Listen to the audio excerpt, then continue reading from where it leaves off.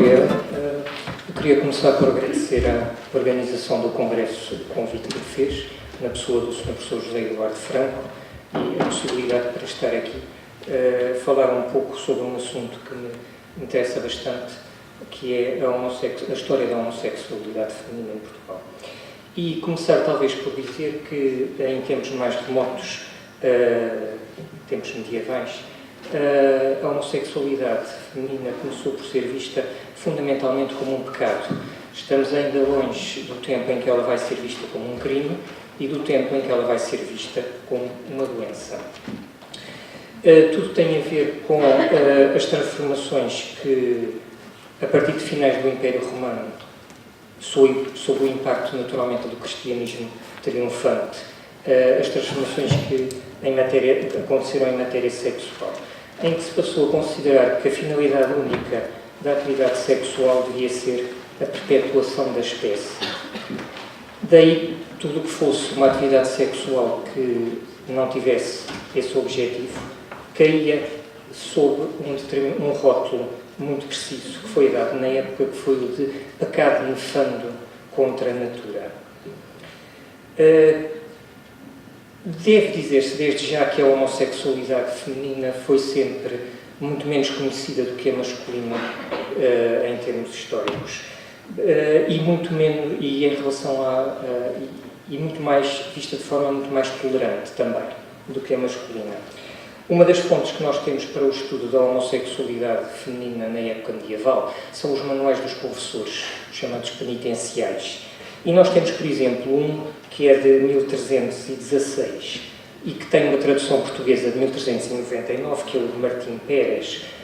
Trata-se de uma obra castelhana, mas que circulou em Portugal, portanto tem uma tradução portuguesa, e em que diz que se uma mulher tivesse contactos sexuais com outra, deveria fazer jejum durante, portanto, penitência, neste caso jejum, durante 3 quaresmas. Se fosse um homem, devia ser durante 10 anos esse tempo de jejum, não é? Ou de penitência. Uma outra fonte, um outro penitencial, o Tratado de Confissão, de 1489, também tem o mesmo tipo de considerandos e a mesma diferença estabelecida logo à partida. Depois temos a rica literatura portuguesa do século XIII, as Cantigas de Escárnio e Maldizer, onde nós vemos vários exemplos de críticas à homossexualidade feminina, sobretudo críticas dirigidas a 2 tipos de mulheres, abadesas e soldadeiras. Nas abadesas há vários exemplos, há até um exemplo que é relativamente conhecido de um trovador que satiriza uma abadesa que terá recebido 4 órgãos sexuais, portanto, artificiais importados de França, não é? E isso é satirizado, aliás, como era normal nos cancioneiros, portanto, com muito vernáculo, não é? Como nós diríamos hoje. E depois temos, eu despeço-me de ler, naturalmente, e depois temos críticas a algumas soldadeiras, por exemplo, há uma que é criticada pelo facto de ter que passar a ir viver numa determinada zona da cidade para não se separar da sua serviçal. E há subtilmente a insinuação de que ela não se consegue separar da sua serviçal porque tem uma relação homossexual com ela. E ainda no campo da literatura, quando nós chegamos ao final do século XV, temos o Cancioneiro Geral de Garcia de Rezende, onde, por exemplo, um determinado caso foi muito falado na corte e deu origem a várias composições, em que uma dama da corte portuguesa, que nunca é identificada, terá sido acusada de beijar uma outra dama da corte, uma tal Dona Guiomar de Castro, e isto deu origem, portanto, a um conjunto enorme de composições. Posso só ler uma delas.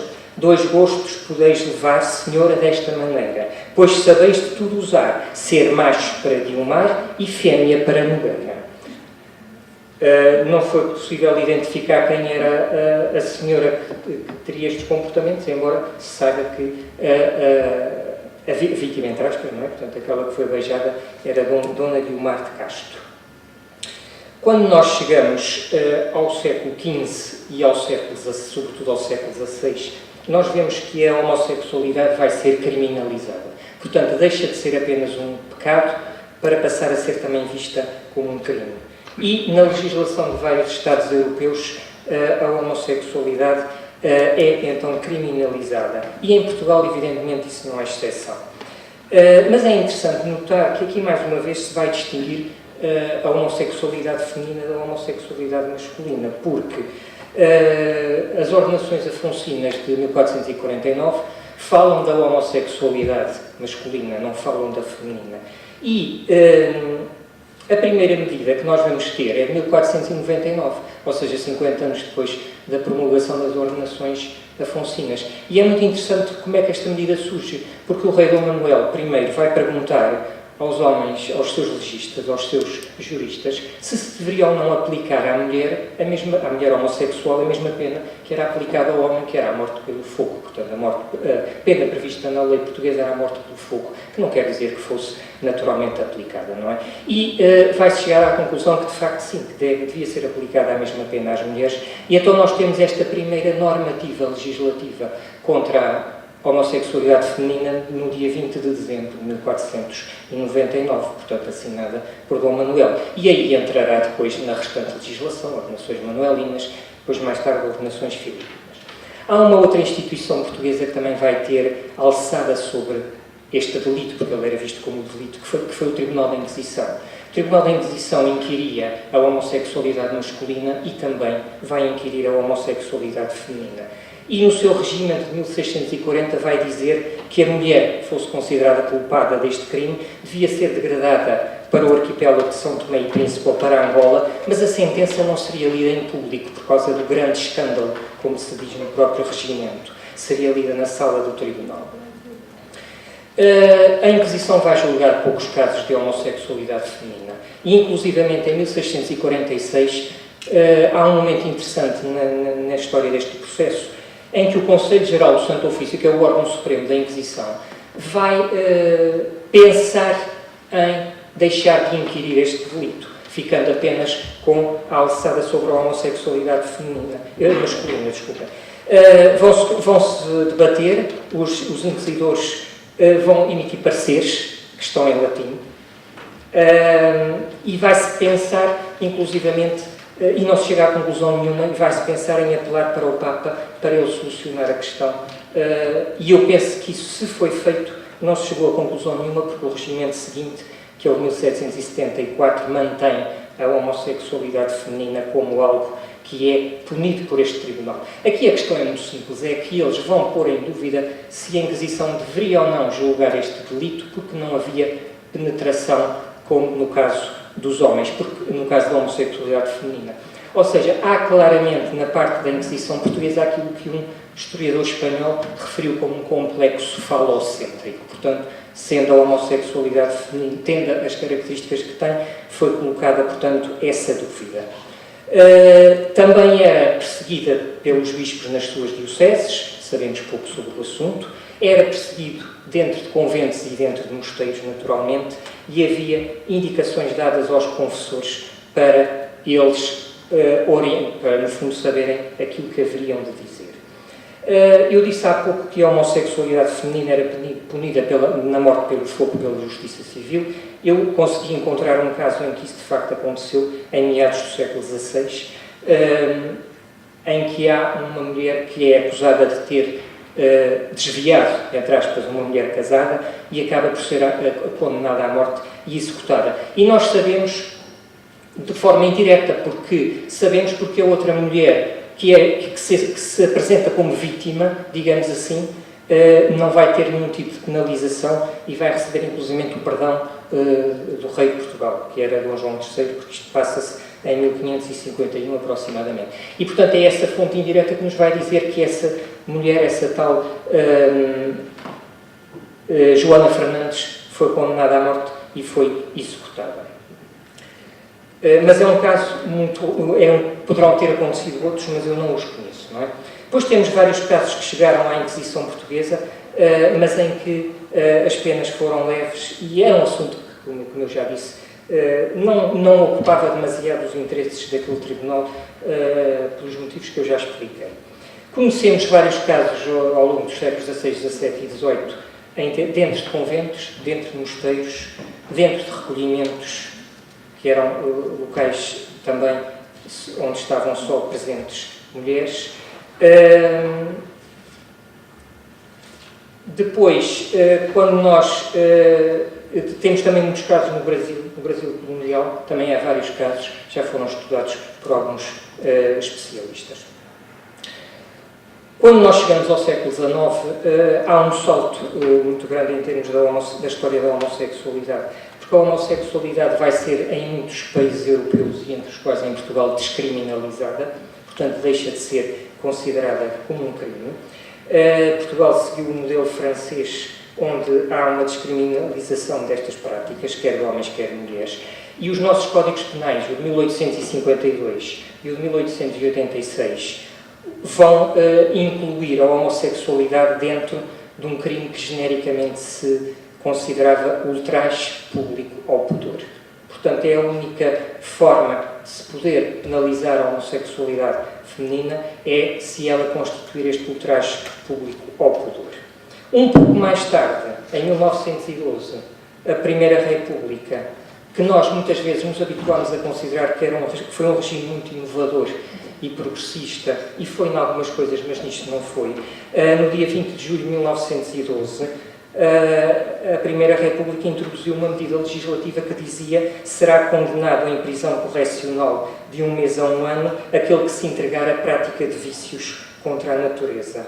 Aqui, evidentemente, estavam contemplados os dois sexos, não era explícito que qualquer tipo de diferença. Nós temos muita dificuldade em encontrar, eu não encontrei nem na investigação que fiz, temos dificuldade em encontrar casos concretos de pessoas que tenham de facto sido punidas ao abrigo desta legislação. O século XIX é também o século que a medicina, e nós já ouvimos falar nisto, a medicina vai tomar também de certa forma conta da homossexualidade, vai classificar a homossexualidade como uma doença. Portanto, ela já não é um crime, como nós vimos, mas ela é, a partir do século XIX, considerada uma doença. E foi assim até à segunda metade do século XX, por incrível que nos possa parecer, ou talvez não é? E há vários médicos que vão dissertar então sobre estas questões. Há um que é particularmente conhecido, que é Richard Freiherrn von Krafft-Ebing, que é um austríaco, mas cuja obra foi conhecida em vários países da Europa, incluindo países latinos, e em Portugal, atendendo ao desconhecimento do alemão, o Krafft-Ebing era conhecido sobretudo pelas traduções francesas, em francês, embora também tenha chegado a haver uma versão em português, um livro que teve o título, a tradução portuguesa foi O Instinto Sexual e as Suas Aberrações, o que a partir deste título nos dá logo a ideia de como é que eram vistas estas questões. Ou seja, a lésbica passa a ser considerada uma doente, tal como era o homossexual do sexo masculino. E nós então temos vários médicos portugueses a escreverem sobre isto. Em 1896, Adeline Silva vai publicar um livro chamado A Inversão Sexual, Estudos Médico-Sociais, onde se disserta sobre o assunto. Depois o famosíssimo Egas Muniz, que foi o primeiro prémio Nobel português e num dos seus livros mais famosos, e que teve 12 edições, chamada Vida Sexual, Fisiologia e Patologia, que saiu em 1901, se disserta e debate-se muito este assunto. É uma análise muito técnica, com muitos termos em latim. Aqueles que pudessem considerar mais chocantes aparecem em latim, e ele inclusivamente tenta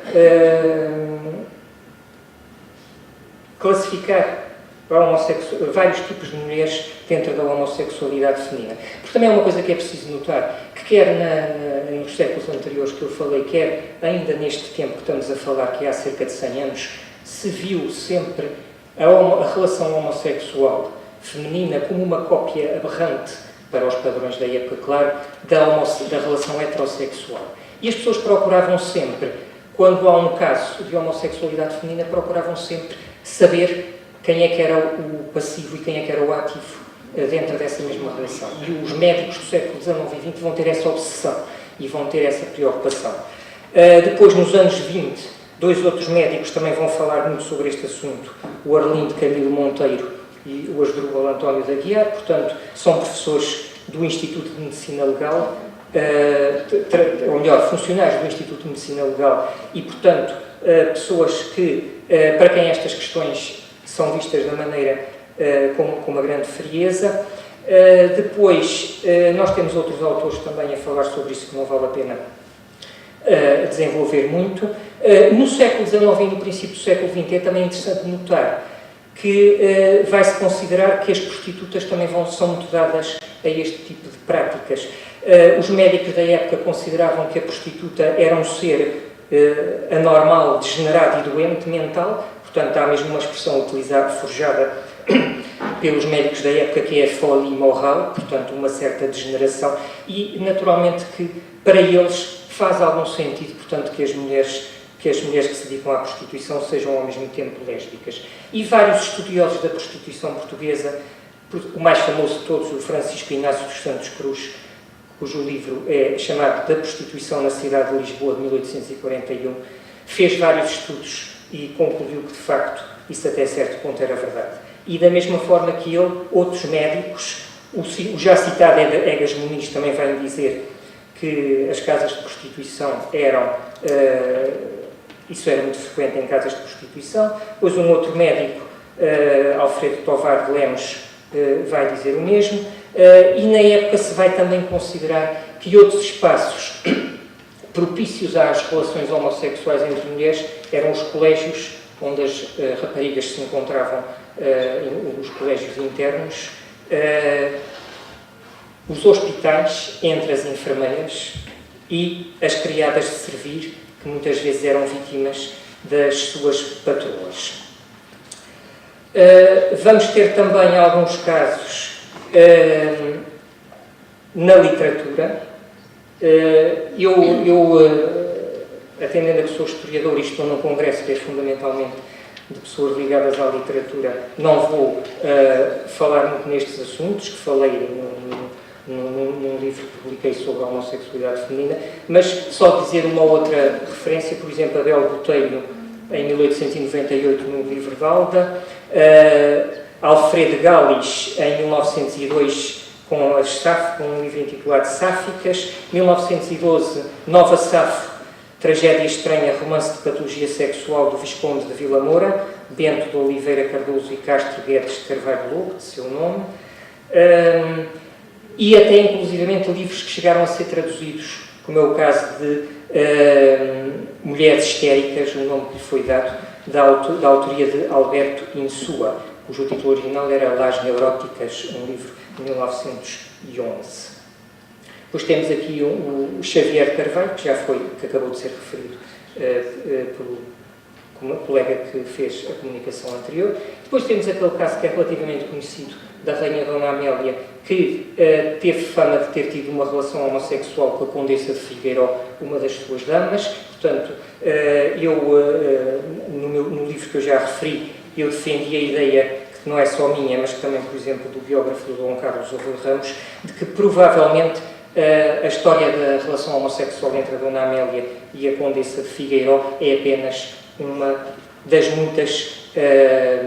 dos muitos pontos da propaganda republicana e antimonárquica, que não nos esqueçamos, estamos em 1908, o livro onde essa questão é aflorada, que é o Marquês da Bacalhoa, de Dom António de Albuquerque, que sai uns dias antes do regicídio, portanto, posta à venda a 14 de janeiro de 1908. Portanto, nós estamos numa época particularmente dura da nossa história em termos de luta política. E, portanto, não causa estranheza que a Rainha Dona Amélia fosse atacada também dessa forma. E depois temos a Judite Teixeira, a que eu também fiz referência no referido livro que publiquei e que agora não vou referir, porque muitas outras pessoas aqui presentes sabem mais da Judite Teixeira do que eu. Eu vou só concluir, então, procurando fazer uma pequena síntese daquilo que eu disse. A homossexualidade feminina acompanhou muito de perto a homossexualidade masculina em termos de condenação social. Começaram por ser ambas vistas como pecados graves, depois como crimes, como tal, puníveis com a morte. Finalmente, passaram à categoria de doença.